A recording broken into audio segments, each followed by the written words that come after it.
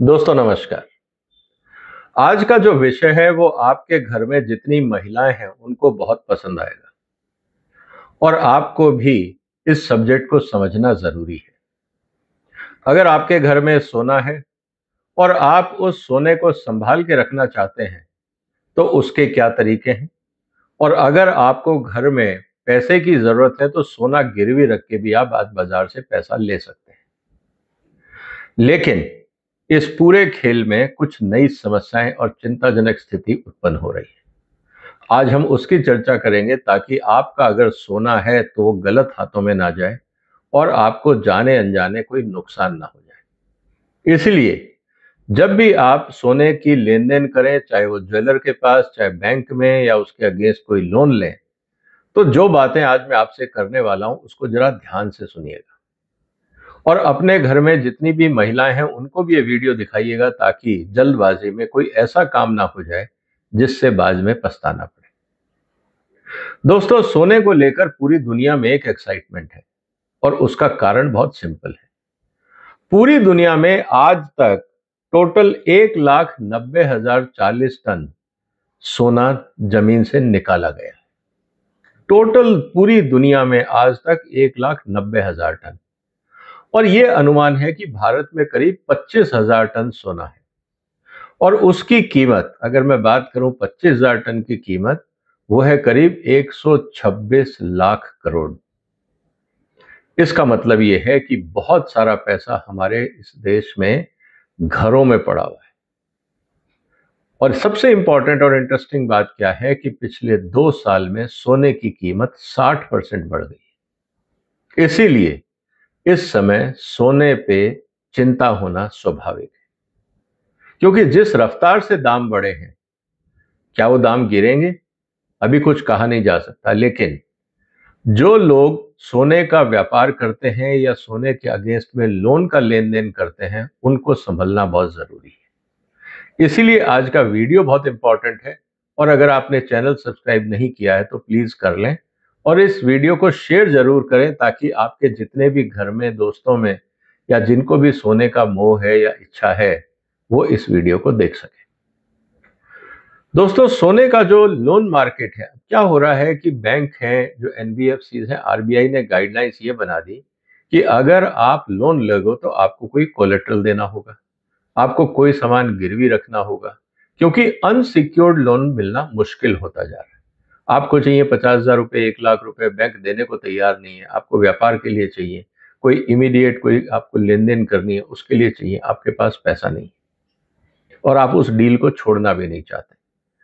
तो आपको थोड़ा सा पैसा थोड़े समय के लिए चाहिए, तो आप क्या करते हैं, बहुत सारे व्यापारी, खासकर छोटे शहरों में, गांव में, आप अपना सोना गिरवी रख के उसके एवज में पैसा ले लेते हैं। ये चलन अब बैंकों में भी आ गया है, क्योंकि ये अपने आप में बहुत बड़ा बाजार हो गया है। आज जो सोने का लोन मार्केट है वो है करीब 7 लाख करोड़ का, और उम्मीद ये है कि 5 साल में ये बढ़ के करीब 14 से 15 लाख करोड़ का हो जाएगा, मतलब डबल हो जाएगा। ऐसी स्थिति के अंदर सोने को लेकर उत्सुकता और चिंता दोनों वाजिब है, और यही बात आरबीआई ने कही है कि जिस तरह से गोल्ड लोन लिया दिया जा रहा है वो इस समय खतरे की घंटी है। और खतरा क्यों है उसके कारण भी आरबीआई ने गिनाए हैं, जिसकी चर्चा मैं आपसे करूंगा। आरबीआई ने जितनी भी ये सुपरवाइज्ड एंटिटीज हैं जो गोल्ड लोन लेती देती हैं, जैसे बैंक हैं, एनबीएफसी हैं, और जो बाकी संस्थाएं हैं जो सोने के कारोबार में डील करती हैं और जो आरबीआई के द्वारा रेगुलेटेड है, जब आरबीआई ने उनकी तफ्तीश करी, काम करने की शैली को परखा, तो काफी चिंताजनक स्थितियां सामने आई। इसीलिए आरबीआई ने कहा कि जिस तरह से भारत में सोने का बुखार चल रहा है, कहीं ऐसा ना हो कि आपका घर, आपका बैंक और अल्टीमेटली भारत की आर्थिक स्थिति पे इसका बुरा प्रभाव पड़ जाए। सबसे पहले तो उन्होंने कहा कि जो बैंक लोन देते हैं वो अपने स्टाफ का इस्तेमाल नहीं करते, क्वालिफाइड उन लोग उनके पास नहीं है, तो वो थर्ड पार्टी लोगों का इस्तेमाल करते हैं कि आप जिसको चाहिए लोन, आप उससे सोना ले लीजिए और बदले में उनको लोन दे दीजिए। मतलब मेरा स्टाफ इन्वॉल्व नहीं है, बैंक ब्रांच इन्वॉल्व नहीं है, एक थर्ड पार्टी, एक थर्ड एजेंसी को लाइसेंस कर दिया जाता है।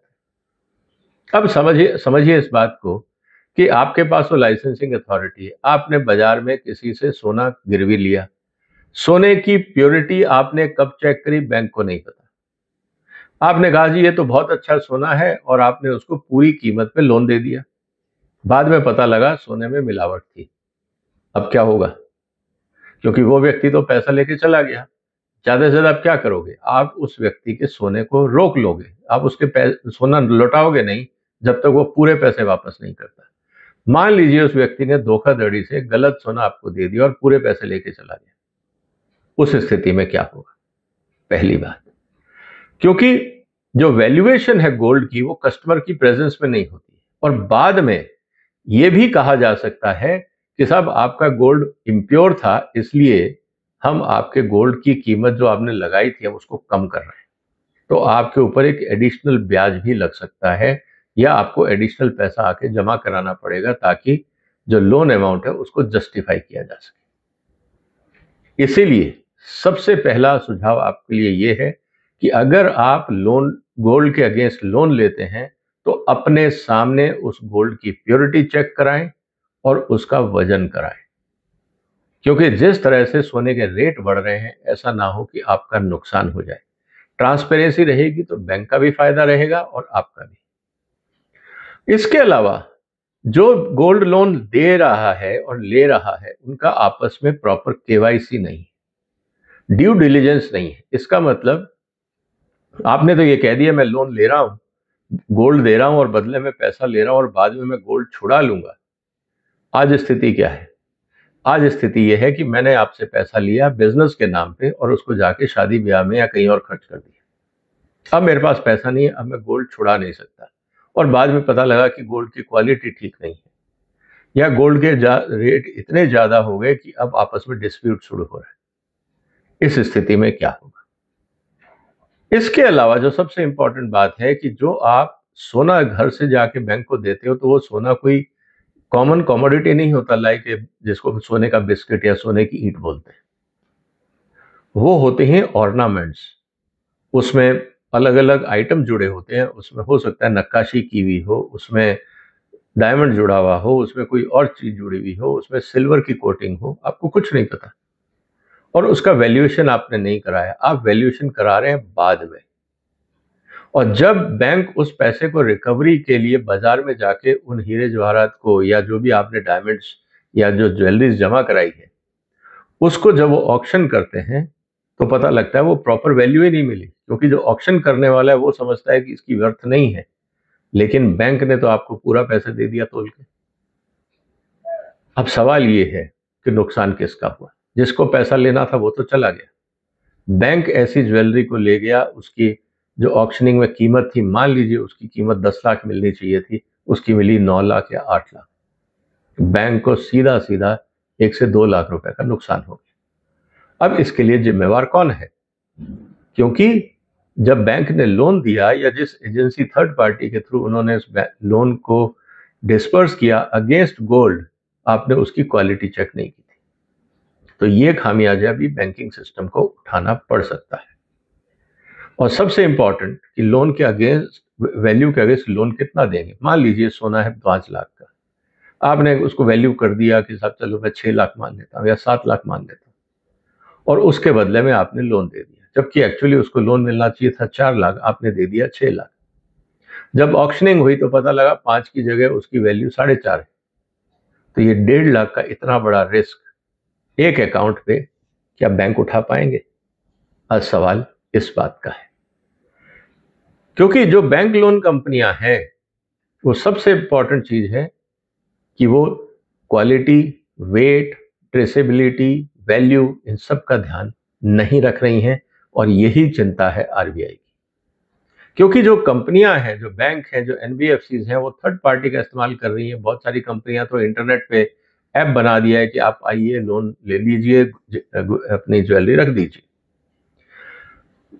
जब सबसे इंपॉर्टेंट चीज ये आती है कि कस्टमर की एब्सेंस में जब क्वालिटी चेक की जाती है, वेट चेक किया जाता है, तो उससे डिस्प्यूट के चांसेस बहुत बढ़ जाते हैं। और मजे की बात यह है कि जिस आपने एजेंसी को, बिजनेस कॉरेस्पॉन्डेंट को लोन देने के लिए रखा है, वही आदमी वैल्यूएशन भी कर रहा है।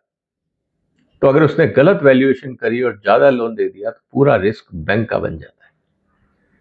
इसके साथ साथ जो वो लोन देता है उसके अगेंस्ट जो ज्वेलरी लेता है, तो वो जो बिजनेस कॉरेस्पॉन्डेंट है वो सामान को अपने पास रख लेता है, वो तुरंत बैंक में जाके जमा नहीं कराता।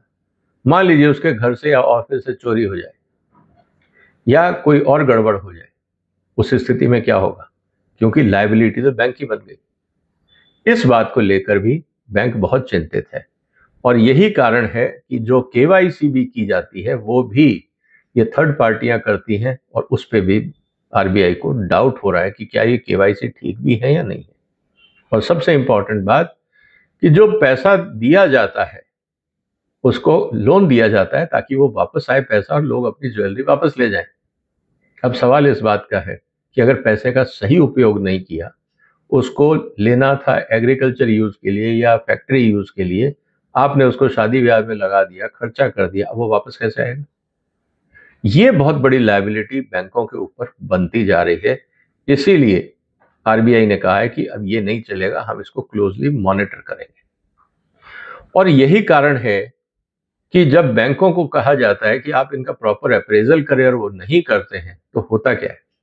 बैंक कहते हैं पिछली बार हमने इस आदमी का अप्रेजल किया था, ये आदमी अच्छा है, इसको हमने 10 लाख लिए थे, आज ये 5 लाख लेने और आया है।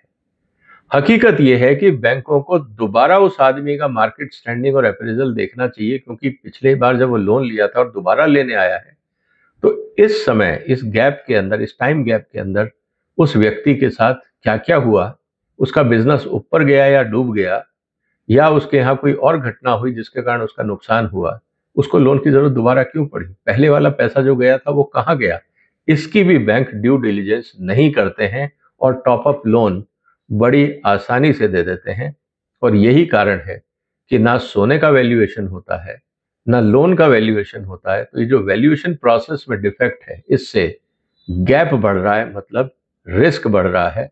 इसको लेकर बड़ी चिंता है। और उसके अलावा बहुत सारी जगह पे, शहरों में, गांव में, जब आप लोन लेते हैं गोल्ड के अगेंस्ट में, तो बहुत सारे लोग कहते हैं आप हमें कैश ही दे दो, जबकि होना ये चाहिए कि वो पैसे को बैंक में ट्रांसफर करना चाहिए। लेकिन लोग जो गोल्ड लिया है, जिसके अगेंस्ट उन्होंने लोन लिया है गोल्ड के अगेंस्ट, वो बैंकों को दिखाना नहीं चाहते, मतलब टैक्स अथॉरिटीज को दिखाना नहीं चाहते कि उनके पास कितना पैसा कहां से आया। इसको भी लेके आरबीआई ने चिंता व्यक्त करी है कि आप कभी भी इस तरह का लोन डिस्पर्स करें तो कैश में ना करें, जहां तक हो सके बैंकिंग सिस्टम के साथ करें। और सबसे इंपॉर्टेंट जो कंसर्न कहा गया है कि जो बोर्ड ऑफ डायरेक्टर्स है, ना वो इस बात की चिंता कर रहे हैं, ना जो केएमपीज हैं वो चिंता कर रहे हैं, ना बोर्ड की ऑडिटिंग कमेटीज इस बात को लेकर चिंतित है कि जो गोल्ड लोन दिया जा रहा है और उसमें जो इश्यूज आ रहे हैं नॉन परफॉर्मिंग एसेट्स के, उसको कैसे कंट्रोल किया जाए। ओवर ड्यू हो जाते हैं लोन, उनको लेकर कोई चिंता नहीं है, उसके ऊपर इनफैक्ट लोन पे लोन दे दिया जाता है, जिसको एवरग्रीनिंग ऑफ लोन कहा जाता है, वो चिंता की बात है। और इनएडिक्वेट मॉनिटरिंग एंड सर्वेलेंस, कि जो पैसा दिया गया वो कहाँ गया, कैसे गया, क्यों गया, इन सब की जानकारी बैंक अपने पास नहीं रखते। इसीलिए ये जो सोने का बुखार है हिंदुस्तान में, अगर ये ढंग से मैनेज रहता है तो घर भी, परिवार भी, बैंक भी, आर्थिक स्थिति भी, सब सुरक्षित रहेंगे, खुशहाल रहेंगे। लेकिन अगर ये फीवर आउट ऑफ कंट्रोल हो गया, जैसा आरबीआई को चिंता है, और इसीलिए उन्होंने कहा है कि 3 महीने में सिस्टम फिक्स करिए आप, और अगर आपने 3 महीने में ये सिस्टम फिक्स नहीं किया, हो सकता है कि आरबीआई उन बैंकों को और एनबीएफसी को बोल दे कि अब आप गोल्ड रिलेटेड इंस्ट्रूमेंट्स में डील नहीं करेंगे। मुझे लगता है कि ये वार्निंग बहुत इंपॉर्टेंट होगी। उम्मीद है कि अगले 3 महीने में, मतलब 31 दिसंबर तक ये कार्रवाई पूरी करनी है। हो सकता है कि 2025 में इस तरह की गड़बड़ियां कम हो। आपको क्या लगता है दोस्तों? क्या भारत में जिस तरह से सोने को लेकर उत्सुकता है, क्या उसको मैनेज करना हमको नहीं सीखना चाहिए? इसीलिए मैं कह रहा हूं कि आप इस वीडियो को शेयर करिए, इस चैनल को सब्सक्राइब करिए, क्योंकि ऐसी और महत्वपूर्ण घटनाएं मैं आपके साथ शेयर करूंगा। ये जानकारी है, हर समय मैं पॉलिटिक्स की बात नहीं करता हूं, मैं कुछ बातें ऐसी भी आपके साथ करता हूं जिससे आपके परिवार को और आपके व्यापार को खुशहाली मिले। उम्मीद है आपको आज की चर्चा पसंद आई होगी। आप इस वीडियो को शेयर करिए, इस चैनल को सब्सक्राइब करिए अगर नहीं किया है तो। फिर मिलेंगे, तब तक वंदे मातरम।